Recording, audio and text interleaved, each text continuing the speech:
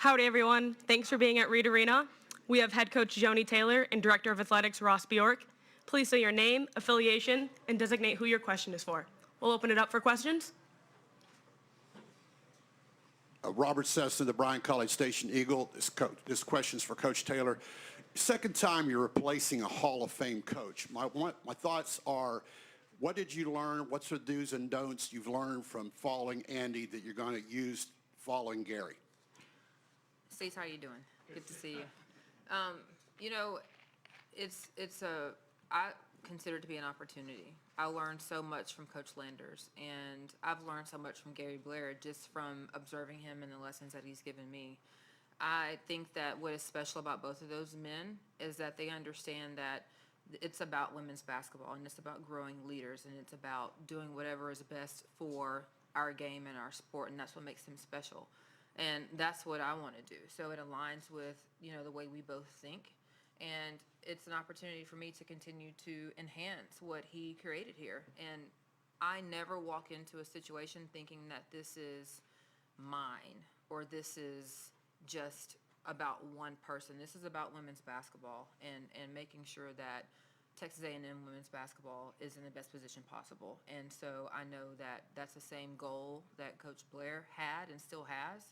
And that is what I've continued to learn from watching great mentors and coaches like Coach Landers, like Coach Blair, who operate in the spirit of what's best for the sport and our game.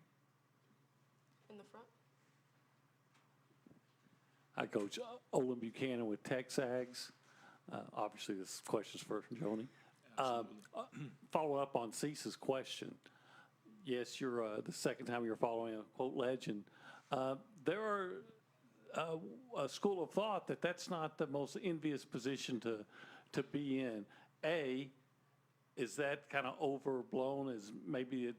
Is there advantages to following those legendary coaches? And B, if that is, why would you do it not once but twice? And the last time, right? The last time.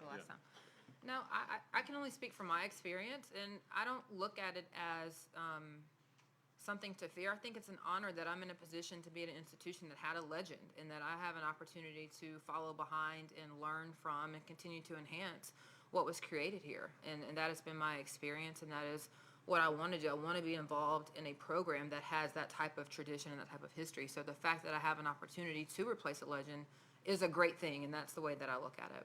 Why would I do it again? Why not? Why not? Right over here. Ben Peck with KAGS here in College Station. Coach, just what are some of the things that stood out to you about this program and this university that you're excited to be a part of now as opposed to competing against within the SEC? Well, obviously, just being in the league for such a long time, when you come to College Station and when I've been on the opposing sideline, just the atmosphere, the experience that is here is something that I've always appreciated and admired. The history, the product that's on the floor, it's always something that I've kept an eye on and watched. And then obviously speaking to where we are now, having the opportunity to just talk to Ross and Kristen and hear their vision for Texas A&M women's basketball and the people here in the Bryan and College Station community, it just was something that, an opportunity that I didn't think I could pass up. The commitment to women's basketball is clear, and that is something that I want to be a part of at the highest level. Daryl Bruffett with KBTX here in Bryan, Texas. From what I've read, you had a great recruiting class coming into Georgia. Why would you leave that to come to Texas A&M and pick up the pieces here? Well, I'm going to say this. I think there are great pieces here. I don't want to say pick up the pieces like that. There's things that we all have to do, but I'm excited about the opportunity here.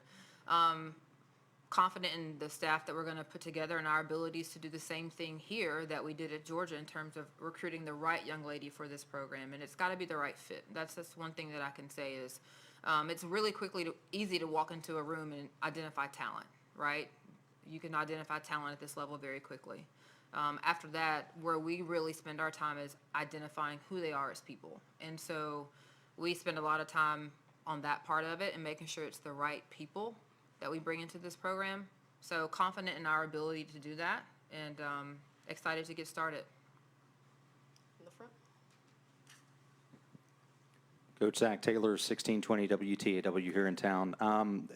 Aside from what you look for in your players in building a team, what do you look for them on the court? The X's and O's, what are some characteristics of a team that you want to build around? First of all, I can't believe that they let you wear orange here. Is that allowed? Yes? It's a light orange. Okay, okay. Zach, all right, okay. No, in all seriousness, to answer your question, we love hybrid players. Like positionless basketball is what we love. Whatever's in your wheelhouse, we're going to let you do. So positionless basketball, we love to move players around, pieces around. So we look for players who can do multiple things.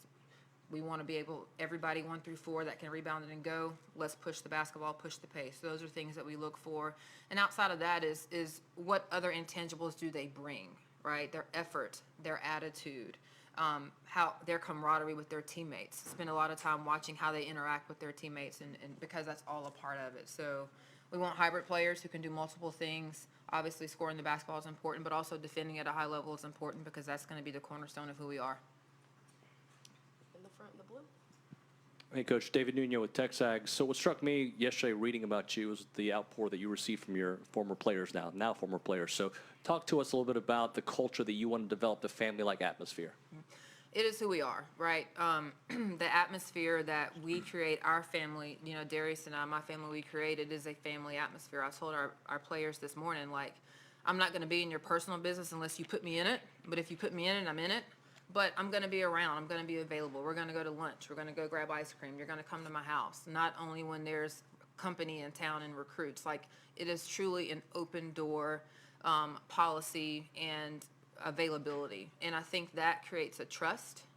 I think that creates the ability for us to go out and coach hard and to demand hard things, right? We can do hard things, and we're going to be asked to do hard things, and that's the expectation, that's the standard. And once you have that relationship established, the other things, you know, fall into place. The other piece of that is we are very thorough in our recruiting process, and so those relationships are built in 9th grade, in 10th grade, in 11th grade, and 12th grade. So by the time you step on campus, we can get right to those hard things because the trust is already there. The relationship is already there. Oh, and do you still have a question? Yeah, this is for Ross. Ross, during the process of looking for a new coach, how quickly did you come to the conclusion that Coach Taylor was the right choice? And, you know, what did you see that made you decide that she was the right choice? Yeah. I appreciate that, Olin. We had the ability to have a lot of time with our search. Obviously, with Coach announcing his retirement last fall before the season, it allowed us to really study the landscape of college basketball. So really, December and January was a lot of research, a lot of studying, a lot of talking to sort of experts, agents, consultants, our search firm, who's available, what's the market look like, what's the landscape of college basketball, where's everything going, and who's at the top of their game. And the moment that we engaged with Joni, we knew, okay, we need to meet her face to face. And then we walked out of the meeting, Kristen and I, with her face to face, and I said, why won't we hire her? What's the process going to look like? We need to try to get this done. And so she was obviously playing in postseason, so we did not want to interfere with that part of what she was going through with her team at Georgia. I didn't want them to lose on Sunday, but when that happened, it created the opportunity to get this done as soon as possible, and they were on a plane yesterday, and here we are today. So we knew walking out of that room that, okay, this is the one, and we need to make this happen. About when was that? Oh, it was sometime before the NCAA tournament. Okay. Brent Swarneman. Before the women's NCAA tournament. So again, we wanted them to focus on her task at hand, so. Appreciate that clarification. Yep, that's right. Brent Swarneman, Eastern Chronicle. Coach, I think we all do, but do you have a favorite Gary Blair anecdote or story? I've got several, actually. I'll tell you one that really stuck out to me, though. So I was an assistant coach at this time. May have been 2013 or 14, but there was a water bucket challenge, right? There was all these challenges that were happening. There was a water bucket challenge, and it was for anybody. And so it was social media. You had to get ice dumped on you, or like cold, freezing water dumped on you, and everybody was doing it. And the money was, matching the money. It was going towards, I don't remember now, but a foundation or a really important cause. And I'll never forget, someone challenged me, and I'm pretty competitive, so if you give me a challenge, I'm gonna probably do it. But I was also like, man, should I do it? It's mostly for head coaches or cold water. And then as I was contemplating that, I was scrolling through social media and I saw Gary Blair. And he stood there and he got, I think it was 2 buckets of water, cold water, dumped on him and took it like a champ. And I said, well, that's him leading the way once again. Because I don't know if that's what he wanted to do or not, but he's all in. And he is all in for whatever the cause is, whatever the movement is. And for him to stand there and do that, it honestly gave me the courage to go ahead and do it. And that is a small story. But again, just speaking about his influence and how if it's great for the game and it's going to move our game forward, give attention to our game in the right way, he's on board with it. So that's something that really sticks out to me. On the back to Justin. Hey, Coach, Justin Woodard, KXTV here in College Station. Postseason basketball is supposed to happen around here. It didn't happen, obviously, this season. So expectations-wise, what do you lay down from day one? Well, I think it's about the process, right? We've got to get back here and get into the gym and get to work, and it's about process. So for me, I think everybody has goals. If you were to talk to every team in our league and every top program in the country, they're going to tell you their goal is to play in the postseason and to win championships and to win a national championship. But for me, it's about how do you do that? So let's back up and talk about the details and the everyday process, because if we all have the same goal, we all know that only one person is doing that, one team is doing that. So I am more day-to-day process oriented, and if we do the small things every day, they're going to lead to the big things that we all want. So that's what we're going to do. We're going to talk about creating habits and building habits and doing that every day consistently, because I believe who you are in one place is who you are everywhere. And so that's what we're going to talk about, and that's how we're going to build it and keep going. Coach Daryl Bruffett again from KBTX. I know that you're in the market of putting together your staff. Is there a GM at the Atlanta Dream that might be available? That's the $1 million question. We've talked about it. I think that we'll see. I don't know what we're going to do with our staff. I think that Darius really has found his niche in terms of being in the front office. It's something that he really enjoys doing. It also allows us to balance our family really well. When my season ends, his season starts, and so we're going to be, Texas A&M gear for several months out of the year, and then we're going to be in Atlanta Dream gear the rest of the time. That's what you're going to see. It is something, obviously, that we've talked about, because the possibility of doing that here is something that could happen. So I'm not sure. Right in front to Cease. Obviously, Andy Landers is one of your mentors. Do you have other mentors, coaches that you model yourself after? And I know you talked in your introductory about defense and play hard, but I just wondered other attributes when we say, what is a Joni Taylor coach team? Several mentors. I'm really fortunate to have been around a lot of great, stewards of our game. Worked for Van Chancellor. When I was at Louisiana Tech, Leon Ballmore was not the coach, but he was around. That's a name that goes back just when you talk about the history of women's basketball and making an impact. And so I've been really fortunate to see and be around great people with great minds. And a bit of all that is what I bring into our style of basketball. Who I know that I can call on. I tell you, Pokey Chapman has been wonderful for me in terms of reaching out and giving support. Dawn Staley is someone who I consider a mentor. I can always call her and get her on the phone. And I think that's what's really special about women's basketball, is that our community of coaches really supports each other. And then really digging in from the defensive standpoint, when I got to Georgia, what Coach Landers was able to teach and show me. On our staff at Georgia, Karen Lang and Chelsea Newton came from the Vivian Stringer tree. And so when you add that mix of offense and defense into what we do, it's a really good blend of all those things. So Those would be people that I consider mentors, and my experiences everywhere I've been, and just continuing to grow, continuing to learn. When we first got the job in 2015, I was sitting there talking to, Robert Mosley about how we were going to play, and we had some struggles from the guard standpoint, and we talked about how we were going to do that. And then I'm on the road recruiting, and there's an assistant coach who comes up to me and starts talking about Michigan offense because they're a two-guard system. And so we really studied Michigan men's basketball, and that's what we implemented when we first got started. So I think it's a mix of what you have on your roster, but also the core of how you want to play. Back to the front, what's that? Coach Zach Taylor again with WTAW. You spoke of the culture as far as the basketball program, but what is it about Texas A&M specifically that you feel is a good cultural fit? Obviously, there's a lot of culture, a lot of history, a lot of traditions. I think it's very similar, and Ross and Kristen said it best. Our core values align. That is extremely important for me. That's important for our family, to be in an environment, to be in a community where core values are important and are at the top of operating with integrity and just the standard. And so that's the first thing that drew me. And then a tradition-rich program. It's very similar to programs that I've been a part of in terms of the expectation for women's basketball and the commitment to women's basketball. That is something that's extremely important to me. And so all those things lined up and made it an easy decision. Ben Peck with KXTV again. Ross, just when you were going through the process, I know Coach Blair is not one to shy away from giving a lot of praise to his coaching colleagues. Just what are some of the things he had to say about Coach Taylor and some of the things he noticed with her program while you were zoning in on her?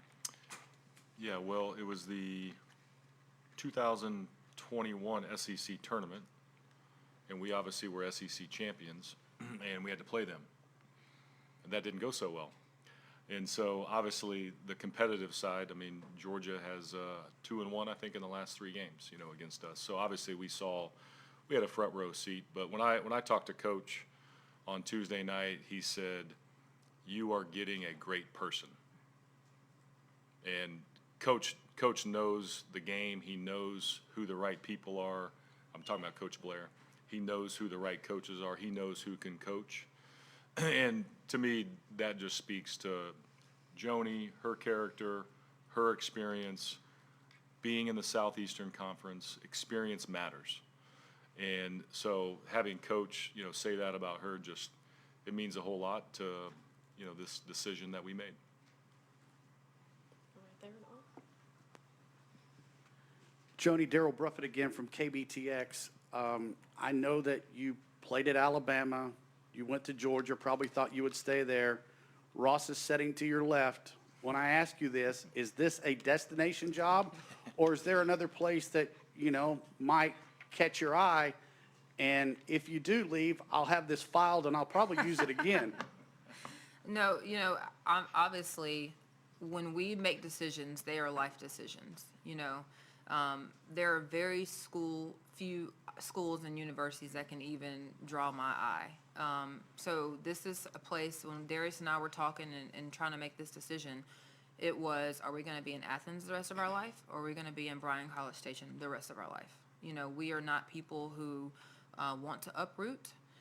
And so for us, it's, again, about making sure that we align with the values and the standards of the people we work with every day and the culture of the university. So we have no intention on leaving. Hey, Daryl, if I can add something, there was actually a perception that Joni was a graduate of the University of Georgia. Yeah. That's what a lot of people thought. So what that tells you is she and her family ingrained themselves into their community. And so that, again, that means a lot here in Aggieland, that people are a part of the community. So sitting down, listening to her talk about that piece of it, that was another big attraction for us. Was people thought she was a Georgia grad. No, she played at Alabama, grew up in Mississippi, but she was a natural. And so that was another draw for us, is she's a natural fit here at Texas A&M. If we say roll tide, do you automatically respond with it? No. I used to. There's been some separation there. Listen, I love the University of Alabama. It has shaped who I am. I still give back to the University of Alabama, to women's basketball. I cheer for them when we're not playing against them, but it is not automatic anymore for me to say Roll Tide. Absolutely not. Back to Justin. Coach Justin Woodard, KX TV here in College Station again. Roster-wise, obviously, Kayla and Destiny and some others are, their time has come to an end. So we look at the recruiting trail and trying to build this roster. What first things come to mind for you?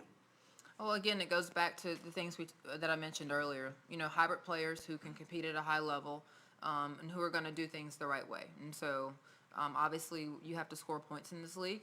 But there's other things that also are as important as just the basketball piece. And so it's the totality of all those things.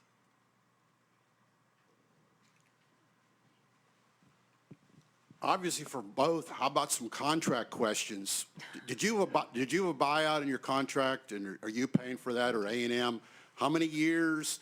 And also, Ross, is it a little bit more expensive to get women's basketball coaches these days? There's a lot of job openings. I just wondered if you would address that. Yeah, no, look, I think the market right now is very, very challenging and fluid. And so, again, our pursuit was sitting Power 5 head coaches. That's who we talked to. And then we had an internal candidate here. And we engaged with Kelly as well. So the market is interesting right now in all sports, frankly. The movability of individuals, things like that was all something that we had to make sure that there was alignment, obviously. And so that was an interesting sort of process, if you will, to gauge that. As far as the contract terms, I think, Cease, you have experience here. We have to get approval from the Board of Regents. And so the meeting in May is when we plan to present contract terms to our regents. And until they approve it, we can't disclose those. Did you buy out of your other contract? Yes, and as far as the buyout, yes, that is an obligation that Texas A&M will take care of. Yes. We've got a few questions on Zoom. First one is for Coach Taylor. Following up on your Coach Blair story, he has been very visible with the community activities. Could you share your plans for interacting with the fan base and the Bryan College Station community? We're excited about getting here and getting ourselves immersed. I think that in Athens, we were very, very visible, and we plan to be the same here. We've got a lot to learn, and again, we want to lean into the Bryan College Station community, to Aggieland, to show us the way. But you're gonna see us around. You're gonna see my kids around, our family, our parents around. We're gonna be recognizable and involved, and we want to help. We want to serve our community and do what we can to help. So absolutely. Another follow-up for you. Who else besides your family did you ask about this position, about A&M, and about this community? Any mentors? Yeah, obviously, there are some people that I really value their opinion that I spoke to about it. Andy Landers is one of those people. Carla Williams is another person, Dr. Carla Williams at the University of Virginia, who is somebody that when this became a really serious thing, I leaned into and got her advice as well. Any last in-person questions? Thank you, Coach. Thank you.